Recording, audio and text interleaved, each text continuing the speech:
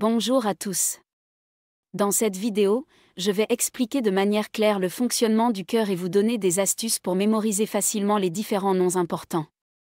La vidéo est divisée en 4 parties: le mécanisme cardiaque, le système électrique du cœur, les valves cardiaques et le débit cardiaque. Commençons par le mécanisme cardiaque.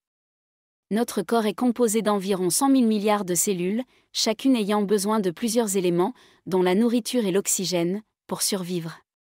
C'est pourquoi le sang est essentiel, il transporte ces éléments. Le sang prend la nourriture des intestins et l'oxygène des poumons pour les livrer aux cellules. Cependant, le sang étant un fluide, il ne peut pas se déplacer seul. C'est là que le cœur entre en jeu. Il attire le sang en créant une basse pression et l'éjecte en créant une haute pression, un peu comme un enfant qui aspire du jus avec une paille, basse pression, puis souffle dans la paille pour arroser quelqu'un, haute pression. C'est amusant, sauf quand on est la cible. Nous avons 2 types de vaisseaux sanguins, les veines, qui transportent le sang vers le cœur, et les artères, qui transportent le sang hors du cœur. Le cœur aspire le sang utilisé par le corps en relâchant le muscle cardiaque, puis l'éjecte en contractant le muscle cardiaque dans les artères. Pour être réutilisé par les cellules, le cœur doit comporter 2 types de cavités. La première est l'atrium, une zone de basse pression qui attire le sang. Le mot atrium vient du latin pour rôle d'entrée, ce qui reflète bien son rôle dans le cœur. L'autre cavité, le ventricule, fait le gros du travail. C'est cette partie du cœur qui a été comparée à un petit ventre. Le ventricule se relâche d'abord pour abaisser sa pression et recevoir le sang de l'atrium, puis se contracte pour augmenter sa pression et expulser le sang dans les artères, qui le distribuent à l'ensemble du corps. Ce processus est réalisé par une seule moitié du cœur. Pourquoi en est-il ainsi ? L'oxygène est crucial pour les cellules, en particulier pour les cellules cérébrales, qui ne peuvent pas survivre plus de 6 minutes sans lui. Pour assurer cet apport, les poumons ont leur propre circuit sanguin, ce qui nécessite l'autre moitié du cœur. Le sang, appauvri en oxygène, est aspiré par l'atrium droit, puis passe dans le ventricule droit, qui le propulse vers les poumons. Là, il se recharge en oxygène et se débarrasse du dioxyde de carbone. Ensuite, il retourne au cœur par l'atrium gauche, puis passe dans le ventricule gauche, qui le pompe dans l'aorte pour le distribuer à l'ensemble du corps, y compris aux cellules du cœur. Cette opération se déroule simultanément dans les 2 ventricules, qui se dilatent et se contractent en même temps. Le ventricule droit reçoit environ 70 ml de sang de tout le corps à chaque battement, qu'il envoie vers les poumons pour les échanges gazeux. Le ventricule gauche, quant à lui, récupère le sang oxygéné des poumons et l'envoie dans l'aorte pour nourrir les cellules du corps. Ces événements se produisent à chaque battement cardiaque, soit environ 1,16 fois par seconde, 100 000 fois par jour, 36,8 millions de fois par an, et 2,2 milliards de fois au cours de la vie d'une personne de 60 ans. C'est un mécanisme impressionnant. En ajoutant quelques détails, le sang provenant de la partie supérieure du corps rejoint l'atrium droit via la veine cave supérieure, tandis que celui venant de la partie inférieure arrive par la veine cave inférieure. Après être passé par l'atrium droit, le sang est expulsé par le ventricule droit dans l'artère pulmonaire, en direction des poumons. Il revient ensuite au cœur via les veines pulmonaires pour être éjecté par le ventricule gauche dans l'aorte, puis distribué aux 100 000 milliards de cellules du corps.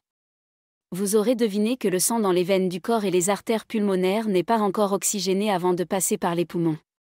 Comme les artères pulmonaires transportent le sang vers les poumons, ce sang n'est pas encore oxygéné. En revanche, le sang qui a déjà traversé les poumons est oxygéné. Il se trouve dans les veines pulmonaires, qui reviennent des poumons, ainsi que dans toutes les artères du corps. Cependant, un problème persiste. Si le cœur n'était doté que des structures mentionnées jusqu'à présent, lorsque les ventricules se contracteraient, le sang serait certes envoyé vers les artères, mais une partie retournerait également dans les atriums. Lors de la relaxation, le ventricule pourrait aspirer le sang qu'il vient d'éjecter, rendant le processus inefficace. C'est pourquoi il existe des valves qui empêchent le sang de refluer, ne permettant son passage que dans une seule direction. Ajoutons quelques termes médicaux pour enrichir la discussion. Lorsque les ventricules se contractent, on parle de systole, et lorsqu'ils se relâchent, c'est la diastole. Le myocarde, ou muscle cardiaque, est unique car, contrairement aux muscles ordinaires, il n'a pas besoin d'être contrôlé par le cerveau. Il possède un mini-cerveau intégré, constitué de cellules pacemaker. Ces cellules spécialisées génèrent des impulsions électriques pour chaque battement cardiaque, entraînant la contraction des cellules cardiaques. L'idée principale à retenir concernant le système électrique du cœur est qu'il existe des cellules, réparties en nœuds et faisceaux, qui génèrent et conduisent des signaux électriques. Ces signaux font d'abord contracter les oreillettes, puis les ventricules, et ce cycle se répète au moins une fois par seconde pour permettre un rythme cardiaque de 60 battements par minute, par exemple. Dans cette vidéo, je vous montrerai une méthode astucieuse pour mémoriser les noms et les emplacements de ces nœuds et faisceaux, ainsi que le mécanisme de génération et de transmission des signaux à travers le cœur. Je vous poserai une question à la fin pour rendre la présentation interactive. Tout commence dans l'atrium droit, où se trouve le premier groupe de cellules responsables de la génération du signal électrique. Ce groupe, situé près du sinus venarum, résultant du développement embryonnaire du cœur, est appelé nœud sino-atrial ou nœud sinusal. Ce nœud détermine normalement la fréquence cardiaque, car plus il génère de signaux par minute, plus il y a de contractions cardiaques. Le rythme qu'il produit est appelé rythme sinusal. Le nœud sinusal communique avec l'oreillette gauche en transmettant le signal via le faisceau de Bachmann. Ce faisceau permet une conduction rapide, permettant aux deux atriums de se contracter presque simultanément. Le signal doit également atteindre les ventricules, et pour cela, le nœud sinusal est relié à un autre nœud situé entre les atriums et les ventricules. Il s'agit du nœud atrioventriculaire. Les faisceaux qui relient les deux nœuds sont appelés faisceaux internodaux. Pour simplifier, imaginons que ce nœud est une tête de serpent, et que la langue de ce serpent soit appelée faisceau de His, un nom qui évoque le sifflement du serpent. Comme la langue d'un serpent, le faisceau de His se divise en deux branches. Ces branches se ramifient davantage dans les parois des ventricules, formant ce qu'on appelle le réseau de Purkinje, qui ressemble à un grand parking avec de nombreuses places. Pour récapituler, le nœud sino-atrial, ou sinusal, déclenche la contraction de l'atrium droit. Le faisceau de Bachmann permet la contraction de l'atrium gauche. Le signal passe ensuite via les faisceaux internodaux jusqu'au nœud atrioventriculaire, représenté par une tête de serpent, avant de suivre le faisceau de His, sa langue, qui se divise en deux branches. La branche gauche transmet le signal aux cellules musculaires du ventricule gauche, et la branche droite, aux cellules du ventricule droit, via le réseau de Purkinje, qui, avec ses nombreuses divisions, ressemble à un grand parking. Mais pourquoi ce signal provoque-t-il une contraction musculaire ? Pour le comprendre, faisons un zoom sur une de ces cellules pacemaker. Les cellules, en général, sont électriquement polarisées, ce qui signifie qu'il existe une différence de charge ou de potentiel entre l'intérieur et l'extérieur de leur membrane. Plus précisément, il y a moins de charge positive à l'intérieur qu'à l'extérieur des cellules, ce qui se traduit par un potentiel négatif. En mesurant ce potentiel avec un voltmètre équipé d'une microélectrode et d'une électrode normale, on obtient une valeur d'environ -60 mV. Ces charges sont dues aux ions que nous consommons via notre alimentation, tels que le potassium, K+, le sodium, Na+, et le calcium, Sa2+. Quel est le lien avec la contraction musculaire ? Pour qu'un atrium ou un ventricule se contracte, les cellules musculaires doivent se dépolariser, c'est-à-dire inverser leur polarité électrique en augmentant le nombre de charges positives à l'intérieur de la cellule. Cette dépolarisation est déclenchée par les cellules pacemaker, qui se dépolarisent automatiquement, contrairement aux cardiomyocytes, les cellules musculaires cardiaques, qui ont besoin de recevoir ce signal des cellules pacemaker, soit directement, soit indirectement par d'autres cardiomyocytes. Nous allons donc voir quels échanges d'ions se produisent dans une de ces cellules pacemaker et qui conduisent à sa dépolarisation.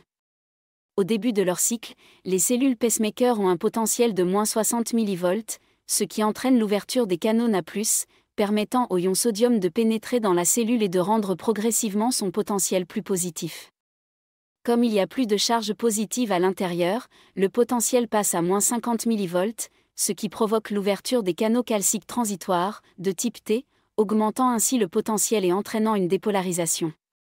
Cependant, cette dépolarisation n'est pas durable, car ces canaux se ferment rapidement, d'où leur nom de canaux transitoires. À -40 mV, les canaux calciques de type L, pour long-lasting, c'est-à-dire longue durée, s'ouvrent, permettant une dépolarisation plus prolongée jusqu'à environ +10 mV, puis ils se ferment. Cette nouvelle dépolarisation provoque l'ouverture des canaux potassiques, qui permettent une sortie massive de potassium, réduisant ainsi la charge positive à l'intérieur de la cellule et entraînant une repolarisation. Ce processus se poursuit jusqu'à ce que le potentiel atteigne de nouveau -60 mV, moment où les canaux potassiques se ferment, permettant ainsi un nouveau cycle de potentiel d'action. À -60 mV, les canaux sodiques se réouvrent, suivis des canaux calciques de type T, puis de type L, puis des canaux potassiques, et le cycle se répète sans cesse, jusqu'à la fin de la vie. Notez que, pour simplifier, j'ai placé tous les canaux impliqués dans la dépolarisation au même endroit, mais en réalité, ils sont nombreux et répartis à différents endroits. Les cellules pacemaker du nœud sino-atrial se dépolarisent en premier, déclenchant un potentiel d'action qui se propage à travers le système électrique du cœur jusqu'aux cardiomyocytes, provoquant leur contraction. Cette contraction entraîne la contraction des oreillettes, suivie des ventricules. Ensuite, lorsque les cellules pacemaker se repolarisent, les cardiomyocytes se repolarisent également, entraînant la relaxation du muscle cardiaque.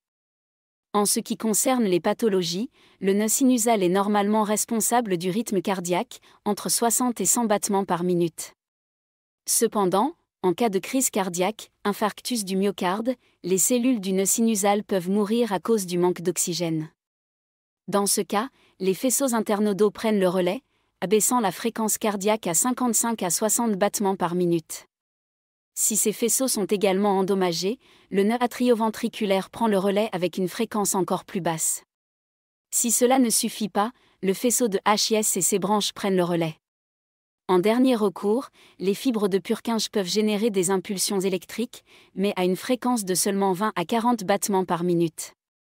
Maintenant, la question, pouvez-vous énumérer, dans l'ordre chronologique, les composants du système électrique cardiaque ? Les valves cardiaques sont des structures élastiques, ni innervées ni vascularisées, donc incapables de mouvement actif. Pourtant, elles jouent un rôle crucial en assurant que le sang circule dans un seul sens, des atriums vers les ventricules, puis des ventricules vers les artères, aortes et artères pulmonaires. Nous allons répondre à 3 questions. 1. Comment se souvenir des noms et emplacements de ces valves ? 2. Comment ces valves fonctionnent-elles ? 3. Quel est l'intérêt clinique de connaître ces informations ? Pour répondre à la première question, il y a 4 valves, chacune composée de valvules ou cuspides. Le terme latin « cuspide » signifie « pointe ». Toutes les valves possèdent 3 cuspides, sauf une, la valve située à gauche, entre l'atrium et le ventricule gauche, qui n'en a que 2. Cette particularité lui donne l'apparence d'un chapeau, d'où son nom de valve mitrale, en référence à la mitre portée par les évêques. Pour se souvenir de sa position, on peut penser que ce chapeau est souvent associé aux personnes âgées, et que, généralement, le côté gauche est plus faible que le côté droit. Ainsi, la valve mitrale se situe entre l'atrium et le ventricule gauche. En opposition à la valve mitrale à 2 cuspides, la valve située à droite, entre l'atrium droit et le ventricule droit, possède 3 cuspides et est nommée valve tricuspide. Ces 2 valves, situées entre les atriums et les ventricules, sont appelées valves atrioventriculaires. Les valves atrioventriculaires, mitrales et tricuspides, subissent une pression importante lors de la systole, lorsque les ventricules se contractent pour éjecter le sang. Des cordages tendineux, reliés aux muscles papillaires, sont fixés à leurs feuillets pour les empêcher de se renverser. Les 2 autres valves, situées entre les ventricules et les artères, sont nommées selon les artères auxquelles elles sont connectées, la valve aortique et la valve pulmonaire. On les appelle aussi valves semi-lunaires, car leurs valvules ont une forme de demi-lune, semblable à la lettre grecque sigma, d'où leur autre nom, les valves sigmoïdes. Pour récapituler, la valve gauche, située entre l'atrium et le ventricule gauche, est la valve atrioventriculaire gauche ou valve mitrale. La valve droite se trouve entre l'atrium droit et le ventricule droit. C'est donc la valve atrioventriculaire droite, aussi appelée valve tricuspide. Les 2 valves situées au centre du cœur donnent accès aux artères, ce sont donc les valves aortiques et pulmonaires. Leurs valvules ont une forme de demi-lune, similaire à la lettre grecque sigma, ce qui explique qu'on les appelle également valves semi-lunaires ou sigmoïdes. Cependant, le terme le plus couramment utilisé est valve semi-lunaire. Comment ces valves fonctionnent-elles ? Pour illustrer leur fonctionnement, concentrons-nous sur le côté gauche du cœur, car les événements se produisent de manière simultanée et similaire de l'autre côté. Comme expliqué dans l'introduction de cette série, l'atrium a une pression très faible. Lorsqu'il se remplit de sang, sa pression devient supérieure à celle du ventricule relativement vide, ce qui entraîne l'ouverture de la valve atrioventriculaire. Le ventricule se remplit alors de sang, processus qui est amplifié par la contraction de l'atrium. Quand le ventricule se contracte à son tour, sa pression dépasse celle de l'atrium, fermant ainsi la valve atrioventriculaire. Simultanément, la pression dans le ventricule devient supérieure à celle de l'artère, ce qui ouvre la valve artérielle. Une fois le sang éjecté dans l'artère, la pression s'équilibre, fermant la valve artérielle. Le ventricule se relâche alors, réduisant sa pression par rapport à celle de l'atrium, ce qui rouvre la valve atrioventriculaire, permettant à nouveau au sang de l'atrium de remplir le ventricule. Un nouveau cycle peut alors commencer. Les valves atrioventriculaires se ferment simultanément, produisant le premier bruit cardiaque, appelé B1. De même, les valves semilunaires se ferment, produisant le deuxième bruit cardiaque, appelé B2. Pour se rappeler quelle valve est responsable de quel bruit, notez que le mot « valve » contient les lettres AV pour atrioventriculaire, correspondant à B1, et les lettres S et L pour semilunaire, correspondant à B2. À l'auscultation, cela donne le rythme B1, B2, B1, B2. Vous avez peut-être remarqué que le début de la systole ferme les valves atrioventriculaires, et la fin de la systole ferme les valves semilunaires. Ainsi, la systole ventriculaire se situe entre B1 et B2 et ne dure que 0,3 secondes. Quel est l'intérêt d'étudier la physiologie des valves? Il y a deux principales raisons. Tout d'abord, les valves peuvent être sujettes à un rétrécissement, appelé sténose, qui réduit le flux sanguin vers la zone où s'ouvre la valve, pouvant causer une douleur thoracique due à un manque d'oxygène dans le muscle cardiaque, connu sous le nom d'angor pectoris. La deuxième raison concerne la régurgitation, ou insuffisance valvulaire, où les valves ne se ferment pas correctement, permettant ainsi au sang de refluer. Lorsque la valve n'assure pas correctement sa fonction de barrière, il est possible de détecter approximativement quelle valve est atteinte et le type d'atteinte en écoutant le cœur. Cela permet d'entendre des bruits anormaux, différents des sons habituels du cœur, appelés souffle cardiaque. Ces anomalies peuvent être confirmées par une échographie cardiaque. Le débit cardiaque correspond au volume total de sang éjecté par chaque ventricule en 1 minute. Une baisse de ce débit peut entraîner une perte de connaissance. La question à laquelle nous allons répondre est: comment mémoriser facilement les facteurs influençant ce débit cardiaque? Un résumé sera présenté à la fin de la vidéo pour consolider ces connaissances. À chaque battement, le ventricule éjecte un volume de sang appelé volume d'éjection systolique, VES, mesuré en millilitres par battement. Cette action est répétée plusieurs fois par minute, donnant lieu à la fréquence cardiaque, FC, mesurée en battements par minute. En multipliant le VES par la FC, on obtient le nombre de millilitres éjectés par minute, soit le débit cardiaque, souvent abrégé en Q. Le Q est représenté par une courbe, d'où la lettre Q pour débit cardiaque. Des modifications du volume d'éjection systolique, VES, ou de la fréquence cardiaque, FC, entraînent donc des variations du débit cardiaque, Q. Nous allons examiner ces modifications, en commençant par le VES. Tout d'abord, il faut comprendre que télé signifie fin. 3 principaux facteurs peuvent influencer le VES. Le premier est le volume de sang dans le ventricule après qu'il soit rempli, appelé volume télédiastolique, VTD, ou volume à la fin de la diastole. Environ 2/3 de ce VTD sont éjectés dans l'aorte ou l'artère pulmonaire, selon le ventricule, constituant le VES. Le tiers restant dans le ventricule après la systole est le volume télésystolique. Le volume d'éjection systolique n'est pas constant. Imaginez le cœur comme une fronde, les cellules musculaires cardiaques sont l'élastique et le sang est la pierre. Plus le volume télédiastolique est élevé, plus l'élastique est étiré. On parle alors d'une précharge plus élevée, ce qui augmente la force d'éjection, par conséquent, le VES. C'est le principe de la loi de Frank-Starling, que l'on peut se rappeler en pensant à Fronde-Frank.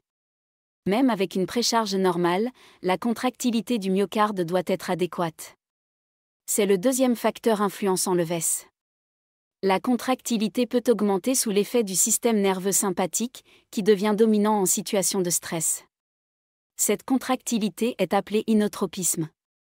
Quand la précharge est normale, c'est-à-dire que les cellules myocardiques sont bien étirées selon la loi de Frank Starling que nous avons vue, et que l'inotropisme est bon, il reste un troisième facteur pouvant influencer le volume d'éjection systolique. Pensez à cela comme à un vent qui résiste au lancement d'une pierre. Le ventricule doit vaincre la pression artérielle pour éjecter le sang, et cette résistance est appelée post-charge. Plus la post-charge est élevée, plus le VES diminue. Passons maintenant à la fréquence cardiaque. Comme nous l'avons vu, le débit cardiaque est le produit du volume d'éjection systolique et de la fréquence cardiaque. Une augmentation de la fréquence cardiaque signifie que plus de sang sera éjecté par minute. Cependant, au-delà de 160 battements par minute, le cœur n'aura pas assez de temps pour se remplir pendant la diastole, ce qui peut devenir inefficace. Cette augmentation de la fréquence cardiaque peut être provoquée par l'adrénaline et la noradrénaline, qui atteignent le cœur en tant que neurotransmetteur via le système nerveux sympathique ou sous forme d'hormones dans les vaisseaux sanguins. Le système sympathique est donc dit cardio-accélérateur. A l'inverse, le système parasympathique, qui prédomine au repos, ralentit ou modère la fréquence cardiaque, d'où son appellation de cardiomodérateur. L'un des principaux nerfs du système parasympathique est le nerf vague. Le système sympathique et parasympathique sont eux-mêmes régulés par des récepteurs de pression, appelés barorécepteurs, situés principalement dans des artères proches du cœur. Lorsque la pression artérielle augmente brusquement, les parois de ces artères s'étirent davantage, activant ainsi les barorécepteurs qui stimulent le nerf vague, ce qui diminue la fréquence cardiaque, réduisant ainsi le débit cardiaque et la pression artérielle. Inversement, si l'étirement artériel est moindre en raison d'une pression artérielle plus basse, les barorécepteurs sont moins activés, laissant le système sympathique dominer, augmentant ainsi la fréquence cardiaque, le débit cardiaque, et ramenant la pression artérielle à la normale. Pour résumer, le volume d'éjection systolique dépend de la précharge, du volume télédiastolique, de l'inotropisme cardiaque et de la post-charge. La fréquence cardiaque est influencée par les hormones et le système nerveux autonome, sympathique et parasympathique, qui sont régulés par les barorécepteurs. J'espère que vous avez passé un agréable moment et je vous retrouve dans la prochaine vidéo.